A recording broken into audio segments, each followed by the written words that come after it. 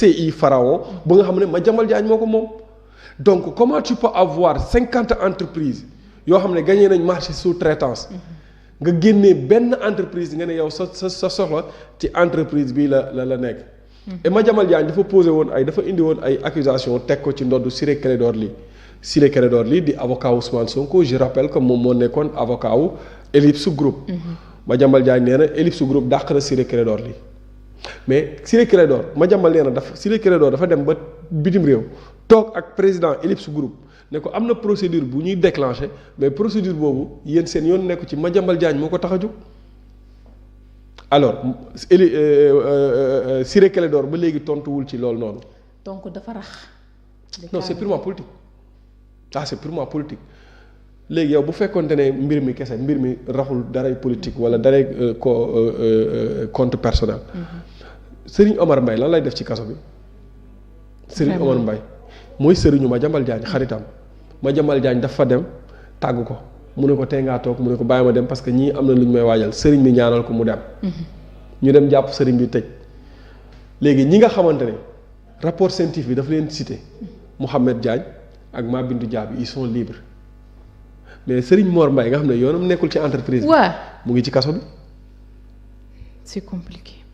léegi lii nan lañ koy tuddee en fait mbiru Madiambal Diagne bi wax naa leen ko depuis le début nee naa leen def leen attention sinon gàcce gi leen dal ci Mansour Faye moo leen nar a dal ci Madiambal Diagne. tu penses que bu France demoon bay joxe verdict bi sax Madiambal day am ndam. genn ko oui depuis le début laa ko wax depuis bi ñu lancé mandat d'arrêt international bi def formuler demande d'extradition laa ne la France ne va pas livrer Madiambal. mais dégg nga quand même ministre des affaires étrangères lu mu ci waxoon Yacine xamul dara Yacine xamul dara kooku moom bul ma wax ay waxam parce que Yacine problème bi am fii yëpp. Yacine ministre de la République la quand même. le plus nul de l'histoire politique du Sénégal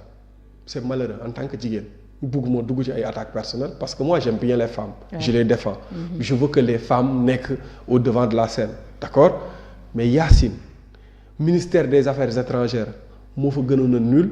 ministre de la justice bii ñu ko jox moo ci gën a nul parce que tout simplement la nekk di def ministère de la justice. dinañ ci ñëw léegi. ki nga xamante ne moom mooy ministre de l'intérieur ministre de la justice ak ministre de l'intérieur ñoo yàq dossier bi ministre de la justice moo ko yàq ci affaire bi demande d'extradition beeg yooyu noonu ci procédure bi mais ministre de l'intérieur moo gën a politiser affaire bi. parce que Madiambal Diagne boobu ba léegi nit ñaa ngi wax moom waxul. Un journaliste amul fenn ci constitution bu Sénégal. ci code de la presse ci code pénal code de procédure pénale amul benn article buy wax ne dañoo tere jox un fugitif comme ni ñu ko tuddee un fugitif la parole. amul ci code pénal. ça n'existe pas defuñu benn infraction defuñu benn délit ñu jox Madiambal Diagne mu wax ñu dem brutaliser Maïmouna Ndour Faye. jàpp ko yóbbu ko. te Babacar Fall Babacar Fall ñu mënate ko yóbbu ko te yaa ngi dégg Maïmouna barki dégg mu ne procédure bi dañ koy lancé waat alors pourquoi ñu bañ Madiambal Diagne wax c'est mon problème avec le Pastef parce que xam nga lu tax mënuñu maa xool pourquoi j'ai donné la parole à Adji Sarr maanaam ñoom daal képp koo xamante ne am na problème ak ñoom warta wax. On est dans un pays non mais c'est catastrophique en fait maintenant ñun ñëpp ñoo ko constaté ndoo attendons de voir le 3 mars et pour man Madiambal Diagne ne sera pas livré à la justice sénégalaise. D'accord am na solo alors ñu jàll ci leneen muy démb visitu premier ministre au niveau de l'école militaire. école police donc gis nga li nga xamante ne tey ay démonstration yi ñu doon def foofu la mu jur ab polémique moomoo d'abord ñenn ñi jàpp nañ ni jaar-jaar Pastef lañ nekk di nettali foofu wala nañ nekk di démontrer foofu ñenn ñi nee nañ nag ñooñu ay ndaw yi ñu nekk di jàngal la comment se défendre. yow ban aperçu nga ci am ban lecture nga am ci image yi nga xam ne wane nañ ko policiers yi taxaw am ay xale yu mel ni dañuy révolté wak sàndante xeer ak yooyu. mais loolu nekkul luy doog a am école police la c'est une école dañ leen di jàngal maintien de l'ordre lañ leen di jàngal maintien de l'ordre xanaa kay premier ministre dafa dem ñuy def démonstration di wane rek mais loolu ñoom chaque jour ñoom ci loolu lañ nekk loolu la ñuy jàng maintien de l'ordre la ñuy jàng maintenant keneen ku ci gis leneen rek bon loolu ay commentaires les commentaires sont libres mais ñi yàgg a dem école de police di def visite wala ñu xam école de police xam nañ ne loolu lañ leen di jàngal dañ leen di jàngal maintien de l'ordre maintenant li ci garaaw li tax nit ñi bëgg koo garaawal laa mënta comprendre pourquoi parce que li ngay gis ci mbedd mi ñu koy def ñoom loolu lañ leen di jàngal université chaque jour ñu xeex li ñuy def noonu di maintenir l'ordre foofu noonu di riposter manifestation su amee yooyu yëpp dañ leen koy jàngal foofu lañ leen koy jàngalee ci période boobu lañ leen doon jàngalee ñi nga xamante ne ñoom ñoo nekk civil doon sànni xeer ay policiers lañ ñi nekk fële ay policiers lañ donc dañ doon def démonstration di nga wane li nga xamante ni moom la ñuy jàng di wane aussi seen matériels yi ak professionnalisme bi nga xamante ni moom la ñu am donc y a pas un événement bu nga xamante ni war na mën a tax nit ñi di ci def commentaire mais xam nga le sénégalais wala boog nous les journalistes nous sommes dans l'émotion la majeure partie de journalistes yi nga xamante ni ñoom ñoo demoon foofu boo dégloo seen commentaire ay non daf ñuy fàttali lii ay yaram daw na bon c'est de l'émotion en fait c'est pas de l'information mën nañ jàngat foofu ni que mën nañ peut-être tey bu ñu doon xamal Ousmane Sonko ni que police bi du police su Macky Sall comme ni mu ko doon waxee. non loolu moom xam na ko Ousmane Sonko xam na ne la police n'est pas celle de Macky Sall Ousmane Sonko xam na ne le procureur n'est pas le procureur n'est pas celui de Macky Sall Ousmane Sonko xam na ne la justice n'est pas celle de Macky Sall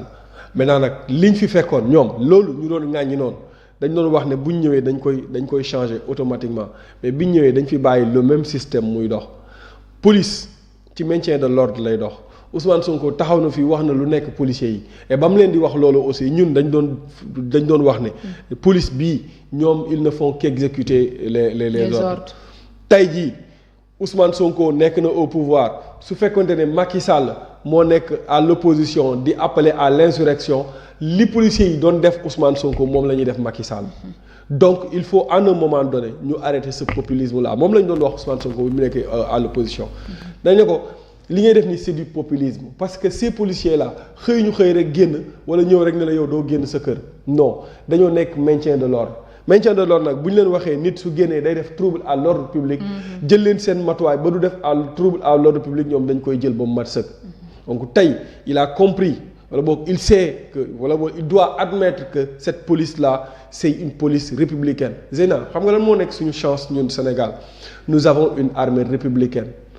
des policiers des forces de défense et de sécurité qui sont des républicains qui aiment bien ce pays-là nous avons un peuple mûr nous avons des institutions solides c'est ce qui fait en fait la force de notre pays si tu vois depuis 2021 tout ce qui s'est passé entre 2021 à 2024 il y a pas eu trop de débordements. En fait moins que ça ça a basculé des pays au Mali par exemple le Mali à un moment donné a été une puissance bu nga xamante ni la démocratie xawoon na fa dëgër foofu mais au fur et à mesure ñu doon désacraliser les institutions di ko anéantir loolu moo indi basculement boobu noonu Burkina Niger yeneen dëkk yépp mais li xew fii nii 2021 ba 2024 bu xewoon ci beneen dëkk coup d'état dafay am mais ñoom Pastef ils ont appelé à maintes reprises l'armée à prendre le pouvoir Ousmane Sonko gis nañ ko mu taxaw ne l'armée doit prendre ses responsabilités le Pastef a écrit 2 communiqués pour demander à l'armée de prendre ses responsabilités de prendre le pouvoir mais l'armée est restée républicaine donc à un moment donné il va falloir que nos hommes politiques seen kuréel politique yi ñu génnee ci armée génnee ci les magistrats génnee ci la police la gendarmerie parce que ñoom nekkuñu dans ça tey dañuy liñ doon xeer yi ñu daan jël di ko sànni ci kaw policiers yi yaakaar ne policiers yi ñoom ñooy le mal du Sénégal moo indi Zeyna manifestation bañ doon def les manifestants jël policier boo xam ne il est désarmé ñu jël brique sànni ko on a vu les images. la image yu doy waar sax. jël brique sànni ko ci dóor ko ci boppam kooku instant bi ba léegi waxatuñu ay waxam. moment bi nga xamante ne ñu ngi dédommager ñi def loolu moom waroon na bokk ci ñi ñu dédommager. on a vu un gendarme perdre sa main ci manifestation yi jël grenade lacrymogène di ko sànni grenade bi tàkk ci kawam gendarme boobu anamu ba tey il est devenu invalide peut-être parce qu'il a perdu sa main. Donc ñooñu à un moment donné il faut que le peuple sache que ces gens-là ñoom